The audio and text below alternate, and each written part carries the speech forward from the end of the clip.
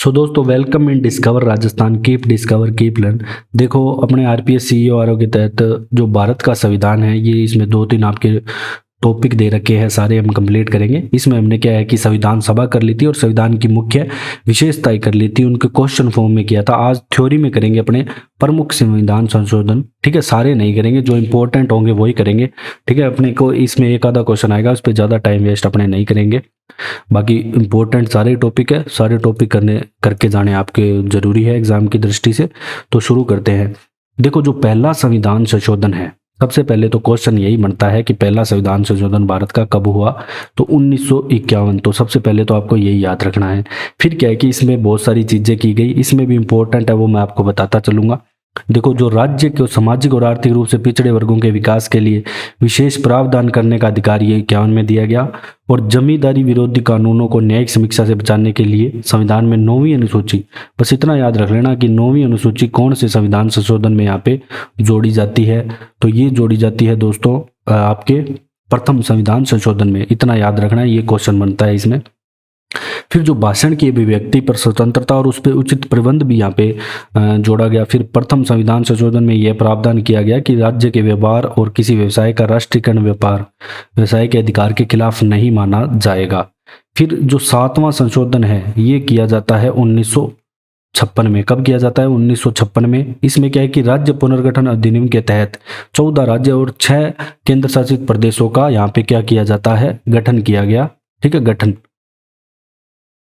अब क्या होता है कि जो संविधान की दूसरी और 7वीं अनुसूची में भी यहाँ पे संशोधन किया गया, 2 या 2 से अधिक राज्यों के लिए एक उच्च न्यायालय का प्रावधान। तो ये इंपॉर्टेंट है यहाँ पे। तो 2 या 2 से अधिक राज्यों के लिए एक उच्च न्यायालय का प्रावधान है, ये 7वें संविधान संशोधन में किया गया। ये पूछा जाता है एग्जाम में बार बार, तो ये मोस्ट इंपॉर्टेंट है, ये आपको ध्यान रखना है।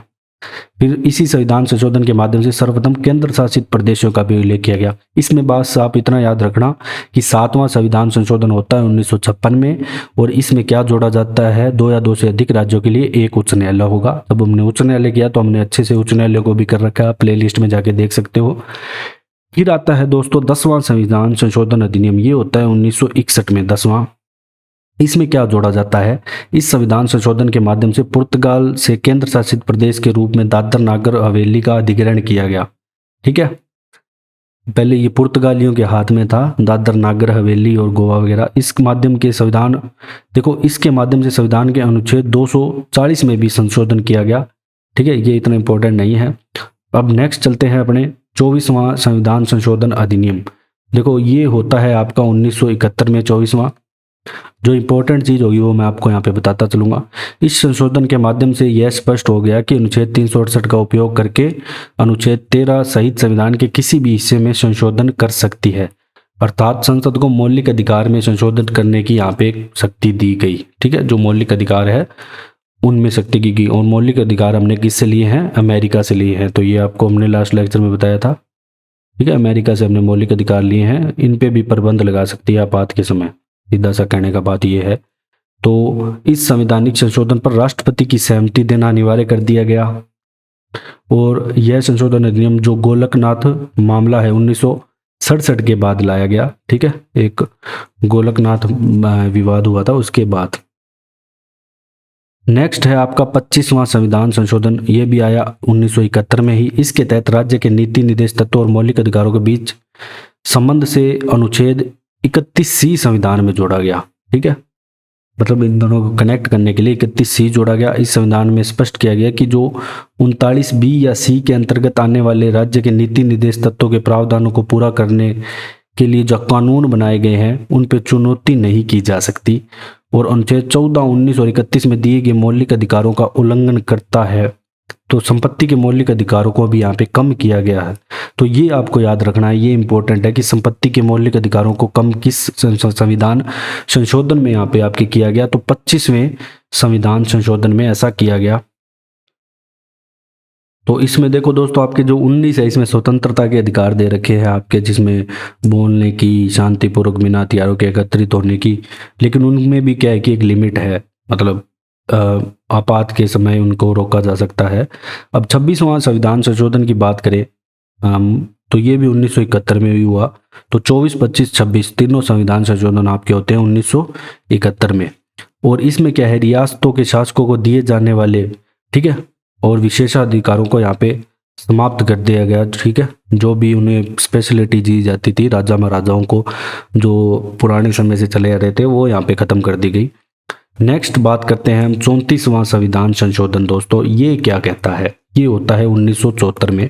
34वें की बात करेंगे, इसके बाद सीधे अपने जो इम्पोर्टेंट है वही कर रहे हैं, इसके अंदर भी इम्पोर्टेंट है। इस संविधान संशोधन द्वारा देखो विभिन्न राज्य विधानमंडलों द्वारा बनाए गए 20 और काश्तकारी व भूमि सुधार संविधान की 9वीं अनुसूची में शामिल किया गया। तो काश्तकारी और भूमि सुधार कानूनों को यहाँ पे शामिल किया गया 9वीं अनुसूची में, ये मत याद रखना, इतना इंपॉर्टेंट नहीं है। 38वां देखो संविधान संशोधन अधिनियम है, ये लाया गया आपके 1975 में। जो राष्ट्रपति द्वारा आपातकाल की घोषणा अदालत में चुनौती नहीं दी जा सकती, तो ये मोस्ट इंपॉर्टेंट है। राष्ट्रपति अगर आपातकाल घोषित कर देता है, इसे अदालत में चुनौती नहीं दी जा सकती, ये आपके 38वें संविधान संशोधन में यहाँ पे लाया गया। और राज्य और केंद्र शासित प्रदेश के जो उपराज्यपाल, राज्यपाल है, प्रशासकों द्वारा अध्यादेशों की घोषणा को कानून की अदालत में चुनौती नहीं दी जा सकती, जो अध्यादेश लाया जाता है राज्यपाल वगैरह के द्वारा, हमने पढ़ा था। देखो राष्ट्रपति को एक साथ विभिन्न आधारों पर राष्ट्रीय आपात के विभिन्न उद्घोषणाओं की घोषणा करने का भी इसमें अधिकार है। तो आप बस इसमें इतना याद रखना कि राष्ट्रपति द्वारा जो आपातकाल की घोषणा है उसे किसी अदालत में चुनौती नहीं दी जा सकती। ये 38वें संविधान संशोधन में यहाँ पे आया था। नेक्स्ट हम बात करते हैं 42वां, इससे क्वेश्चन पक्का आएगा, आपको ये याद करना है, मोस्ट इंपॉर्टेंट, ठीक है। ये पूरा इंपॉर्टेंट है 42वां। इसे लघु संविधान, मिनी कॉन्स्टिट्यूशन भी कहते हैं, लघु संविधान भी इसे कहते हैं। 42वां, सबसे पहले तो आपको ये पता होना चाहिए कि 42वां संविधान संशोधन कब हुआ, तो 1976 में हुआ। 42 और 44 दोनों इंपॉर्टेंट है, ठीक है। इसके अलावा ज़्यादा एक्स्ट्रा मत याद करना, और भी बहुत सारे सिलेबस बहुत बड़ा है आपका, तो उस पर ध्यान दो। देखो इस संविधान संशोधन में सबसे पहली बात, बार बार एग्जाम में पूछा जाने वाला प्रश्न, प्रस्तावना में संशोधन करके समाजवादी, धर्मनिरपेक्ष, अखंडता, ये 3 शब्द जोड़े गए। तो ये 3 शब्द भी पूछे गए हैं बार बार में। तो ये कोई ऑप्शन में दे सकता है कि आपको 4 ऑप्शन ऐसे दे देगा कि इनमें से कौन सा शब्द नहीं जोड़ा गया। तो अपने को याद होना चाहिए कि समाजवाद, ठीक है, समाजवादी, धर्मनिरपेक्ष और अखंडता, ये 3 शब्द यहाँ पे जोड़े गए। तो ये तीनों अपने को याद होना चाहिए। प्रस्तावना में जोड़े गए, ये भी पता होना चाहिए। तो प्रस्तावना में 3 नए शब्द जोड़े गए 42वें संविधान संशोधन अधिनियम के तहत जोड़े गए, ये भी अपने को पता होना चाहिए। ये तीनों बातें हैं। अब देखो क्या है कि संसद और राज्य विधानमंडल में लोकसभा और राज्य विधानसभा का कार्यकाल 5 से 6 वर्ष एक बार कर दिया था, ठीक है, बाद में फिर कम किया गया। लेकिन 5 से 6 किस वर्ष बढ़ाया गया, ये पूछा जा सकता है आपको, ठीक है। लोकसभा और राज्य विधानसभाओं का कार्यकाल ये बढ़ाया गया आपके 42वें संविधान संशोधन में। अब क्या है नेक्स्ट, 1976 के बाद देखो जो ट्रेड यूनियन की गतिविधि को कम करने वाली शक्ति के प्रावधान पर रोक लगाया। इस संविधान संशोधन द्वारा संवैधानिक संशोधन पर न्यायिक समीक्षा को प्रतिबंध किया गया। मंत्री परिषद की सलाह को इस संशोधन के तहत राष्ट्रपति के लिए बाध्यकारी बनाया गया। तो ये इंपॉर्टेंट है यहाँ पे कि जो मंत्री परिषद की सलाह को इस संशोधन के तहत राष्ट्रपति के लिए बाध्यकारी बनाया, मतलब राष्ट्रपति को कुल मिला के मंत्री परिषद की बात माननी पड़ेगी। ये हमने बार बार पढ़ा था, जैसे राज्यपाल को मुख्यमंत्री की माननी पड़ती है वैसे ही। अब देखो जो शिक्षा, वन, वजन माप, वन्य जीव, पक्षियों का संरक्षण जो भी है, ये 5 विषयों को राज्य सूची में समवर्ती सूची में स्थानांतरित किया गया। तो ये 5 विषय हैं, उनको राज्य सूची से समवर्ती सूची में जोड़ा गया। राष्ट्रपति मंत्री परिषद की सलाह के अनुसार कार्य करेगा, ये अनुच्छेद 74 इसमें जोड़ा गया, ठीक है। जो भी राष्ट्रपति है मंत्री परिषद की सलाह के अनुसार कार्य किया, तो अनुच्छेद 74 भी, ये भी इंपॉर्टेंट है इसमें।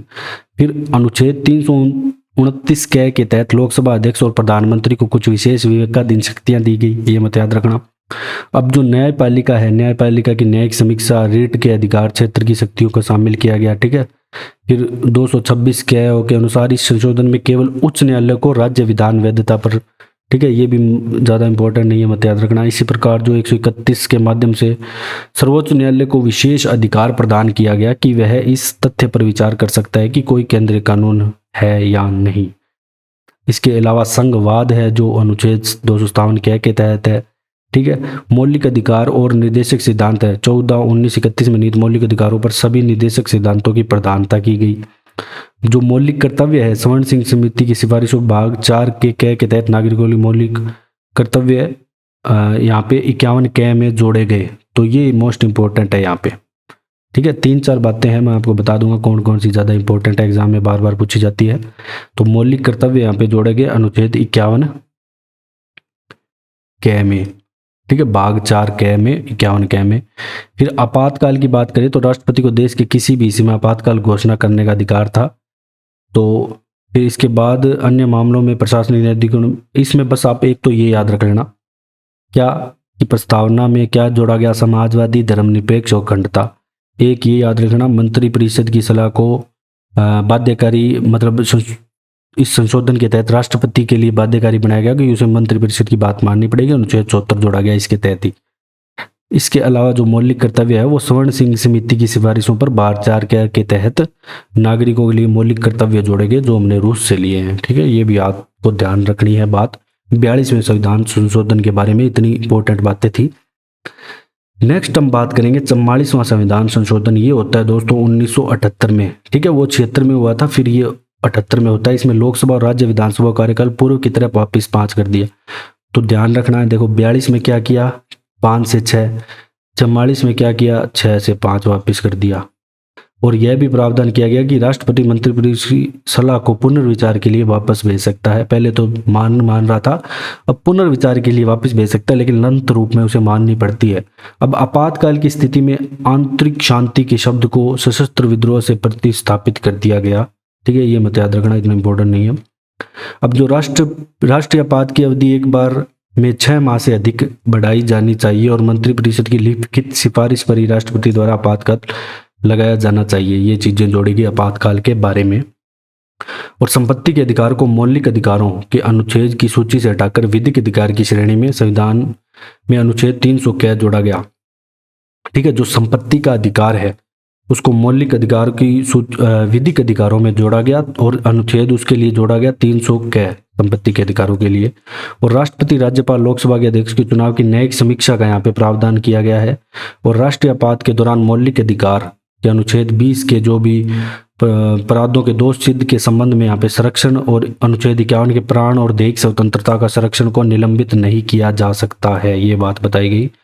देखो अनुच्छेद 21 में क्या है कि सभी को अपनी अनुसार, मतलब स्वतंत्र रूप से ऐसी कोई जिंदगी जीने का किसी भी व्यक्ति को विधि द्वारा स्थापित प्रक्रिया के अतिरिक्त उसके जीवन और व्यक्तित्व की स्वतंत्रता का अधिकार है कुल मिला के। लेकिन ऐसा नहीं है कि वो अपने आत्महत्या कर लेगा, कुल मिला के बात ये है। तो इसके अंतर्गत आपको ये ध्यान रखना है कि किया गया 1978 में, और ये ध्यान रख लेना कि कार्यकाल वापस 6 से 5 कर दिया गया, ठीक है। और मत इसमें ज़्यादा मत याद रखना चीज़ें। तो नेक्स्ट चलते हैं अपने, हाँ अगला आता है आपका 1 सेकेंड, हाँ अगला आता है आपका 51वां संविधान संशोधन। ये होता है दोस्तों 1984 के अंतर्गत। इसमें क्या है कि मेघालय, नागालैंड, अरुणाचल प्रदेश और मिजोरम में जो अनुसूचित जनजातियों के लिए है, लोकसभा में सीटों के आरक्षण का प्रावधान करने के लिए यहाँ पे 330 और नागालैंड के विधानसभाओं में समान आरक्षण प्रदान करने के लिए 332 का प्रस्ताव किया गया। ये ज़्यादा इंपॉर्टेंट नहीं है। फिर 52वां संविधान संशोधन अधिनियम इंपॉर्टेंट है यहाँ पे, जो कि आया आपके 1985 में। इसके तहत दल बदल के खिलाफ कानून बनाकर संविधान में 10वीं अनुसूची जोड़ी गई। तो आजकल चल भी रहा है, बहुत सारा दल कोई इधर से उधर जा रहा है। तो आपसे पूछा जा सकता है कि 10वीं अनुसूची कौन से संविधान संशोधन में जोड़ी गई, तो आपको पता होना चाहिए कि 52वें में जोड़ी गई, 1985 में 52वें संविधान संशोधन में जोड़ी गई। तो आपको याद होना चाहिए अच्छे से, दल बदल के खिलाफ कानून की है, ये भी पता होना चाहिए। अब बात करते हैं 61वें संविधान संशोधन अधिनियम की। इसमें क्या है कि लोकसभा और विधानसभा चुनाव के लिए मतदान की उम्र 21 से घटाकर 18 साल, मोस्ट इंपॉर्टेंट है, ये भी एग्जाम में आने के पूरे चांस है, ठीक है। ये भी बस ये क्या कुछ है कि इंपॉर्टेंट है यहाँ पे इनमें से भी। अब 61वां जो संविधान संशोधन है ये 1989 में हुआ। ये इंपॉर्टेंट क्यों है? क्योंकि इसमें उम्र घटा के 21 से 18 कर दी। तो कोई डायरेक्ट पूछा जा सकता है कि किस संविधान संशोधन में मतदान की उम्र 21 से घटा के 18 की गई। अब आता है 65वां क्या कहता है, 1990 में हुआ। अनुसूचित जाति और जनजाति SC/ST के लिए एक राष्ट्रीय आयोग को शामिल करने के लिए संविधान में अनुच्छेद 338 में संशोधन किया गया। फिर ये इतना इम्पोर्टेंट नहीं है, 69वां संविधान संशोधन क्या कहता है 1991। दोस्तों ये बताता है कि 70 सदस्यीय विधानसभा और दिल्ली के 7 सदस्यीय मंत्रिपरिषद के प्रावधान के साथ दिल्ली को राष्ट्रीय राजधानी क्षेत्र दिल्ली यहाँ पे बनाया गया। तो राष्ट्रीय राजधानी क्षेत्र बनाया गया दिल्ली को 1991 में 69वां संविधान संशोधन करके। अब बात करते हैं 73वां संविधान संशोधन। 73वां क्या कहता है? 73वां सभी को पता है, हमने पढ़ा है अच्छे से। 73वां तो मोस्ट इंपॉर्टेंट है, 1992 का है, अधिनियम 1992 का है, लागू 93 में होता है। सारी चीजें मैंने आपको बताई है पंचायती राज की जितनी उन्होंने की थी। पंचायती राज संस्थाएं हैं उनको संवैधानिक दर्जा प्राप्त हुआ, राज्यों को शक्ति मिली, राज्य इनके चुनाव करवाते हैं। और संविधान के भाग 9 में कौन सा है ये 9, तो इसके संशोधन में देखो क्या है कि भाग 9 में 11वीं अनुसूची जोड़कर इनको जगह दी गई। ठीक है, भाग 9 में 11वीं अनुसूची जोड़ी गई। 10वीं में क्या जोड़ा गया था? दल बदल के खिलाफ कानून। 11वीं में पंचायती राज। देखो पंचायती राज के त्रिस्तरीय मॉडल यहाँ पे बनाया गया। ठीक है, 3 स्तर पर यहाँ पे चुनाव होंगे, आरक्षण वगैरह, महिला का आरक्षण, सारा यहाँ पे मैंने अच्छे से आपको बता रखा है डिटेल से, आप देख सकते हो प्लेलिस्ट में जाके। फिर आया 74वां। अब 74वां क्या है कि शहरी निकायों के लिए, ठीक है, शहरी स्थानीय निकायों को संवैधानिक दर्जा प्राप्त। यहाँ पे जो भाग 9 क है, ऊपर वाला 9 है, इसमें 9 क में 12वीं अनुसूची जोड़ी गई, तो ये नगर पालिका वगैरह सारी इसमें आती है। 74वां संविधान संशोधन अधिनियम। अब आता है 76वां संविधान संशोधन अधिनियम है, 1994 में हुआ था। इसमें क्या किया गया कि जो पिछड़े वर्ग, अनुसूचित जाति, जनजातियों के शैक्षणिक संस्थानों में सीटों के आरक्षण के तहत एक राज्य के तहत सेवा में नियुक्तियों, पदों से संबंधित प्रावधान इस संशोधन के माध्यम से किए गए। ठीक है, कहीं भी आप दे सकते हो, नौकरी वगैरह में इधर उधर जो आरक्षण है वो इसी के तहत दिया गया। जो भी SC/ST OBC है सभी को सुप्रीम कोर्ट ने 1992 में फैसला सुनाया था कि अनुच्छेद 16 के तहत कुल आरक्षण 50% से अधिक यहाँ पे कुल आरक्षण नहीं दिया जाएगा। कहने की बात पे है, जैसे 100 सीटें हैं तो वो उसमें से 50 ही आरक्षित रहेगी सभी वर्गों के लिए। ये भी बात यहाँ पे कही गई। तो आरक्षण यहाँ पे 76वें के लिए आता है, तो ये इंपॉर्टेंट हो जाता है। तो इसमें कौन से इंपॉर्टेंट थे? एक तो 52वां याद रखना है आपको, एक 69 याद रखना। ठीक है, 52वें में 10वीं अनुसूची और 73, 74 तो सभी को याद होंगे अच्छे से। नेक्स्ट हम बात करते हैं 70वां संविधान संशोधन क्या कहता है। देखो ये हुआ था 1995 में। ये कहता है कि अनुसूचित जाति और जनजाति के पक्ष में सरकारी नौकरियों में पदोन्नति के आरक्षण, पहले नौकरियों में आरक्षण थे, अब मान लो कोई लग गया तो उनको ऊपर मतलब पद प्रमोशन में भी आरक्षण यहाँ पे दिया गया, तो वो 77वें में। जो 80वां संविधान संशोधन अधिनियम है दोस्तों, ये क्या कहता है? ये कहता है संघ और राज्य के बीच करों के बंटवारे के लिए वैकल्पिक एक योजना बनाएगी। ठीक है, कर किस हिसाब से, मतलब कौन रखेगा। फिर 85वां संविधान संशोधन होता है 2001 में, अनुसूचित जाति जनजाति वर्ग के शासकीय सेवकों की पदोन्नति के मामले में। ठीक है, ये इतना इंपॉर्टेंट नहीं है। फिर 86वां, ठीक है, 86वां क्या होता है 2002 में। इसमें जो अनुच्छेद आपका 21A है, 21 क भी कह सकते हो, इसमें क्या है कि 6 से 14 वर्ष के बच्चों के लिए मुफ्त और अनिवार्य शिक्षा के अधिकार को मौलिक अधिकार के रूप में शामिल किया गया। तो ये मोस्ट इंपॉर्टेंट है। तो यहाँ पे 6 से 14 वर्ष तक आयु के बच्चों को यहाँ पे मुफ्त शिक्षा को मौलिक अधिकार के रूप में शामिल किया गया, मतलब इन्हें शिक्षा का अधिकार है, सीधी सी बात।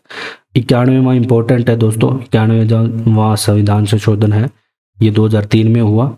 और केंद्र और राज्य में मंत्री परिषद का सीमित किया गया। प्रावधान किया गया कि देखो मंत्री परिषद में प्रधानमंत्री सहित मंत्रियों की कुल संख्या लोकसभा की कुल सदस्य के 15% से अधिक नहीं होगी।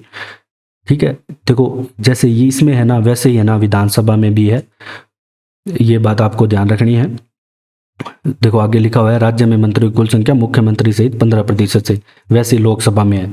तो यहाँ पे क्या है कि जो मंत्री बनेंगे ना, इतने सारे जो लोकसभा चुन के गए हैं सांसद, ये सारे मंत्री बनेंगे, तो इसमें 15% ही मंत्री बनेंगे, ऐसे नहीं कि हर कोई मंत्री बन जाएगा। तो इनकी संख्या जो सीमित की गई और मिनिमम भी इनमें रखा गया।